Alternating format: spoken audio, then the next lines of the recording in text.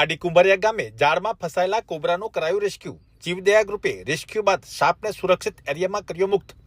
પાડી તાલુકાના કુંભરિયા ગામે રહેતા શંકરભાઈ પટેલના ઘરના વાડામાં એક સાપ આવી પહોંચ્યો હતો અને તે સાપ ત્યાં રાખવામાં આવેલી ઝાડમાં ફસાઈ ગયો હતો। જે જોઈ શંકરભાઈએ આ બાબતે પાડી જીવદયા ગ્રુપના પ્રમુખ અલી અંસારીને જાણ કરી હતી અને જાણ થતાં જ તાત્કાલિક ગ્રુપના સભ્ય યાસીન મુલતાની અને ઋષિ ઠાકુર ઘટના સ્થળે પહોંચી સાપ કોબરા પ્રજાતિનો હોવાનું ઓળખ કરી હતી અને સાપનું રેસ્ક્યુ હાથ ધરવામાં આવ્યું હતું અને ભારે જહેમતે ઝાડ કાપી ફસાયેલા કોબરા સાપનું સુરક્ષિત રીતે રેસ્ક્યુ કરવામાં જીવદયા ગ્રુપે સફળતા મેળવી હતી અને જે બાદ સાપ વિશે પાડી ફોરેસ્ટ વિભાગને જાણ કરી સાપ માટે સુરક્ષિત એવા જંગલ વિસ્તારમાં મુક્ત કરવામાં આવ્યો હતો।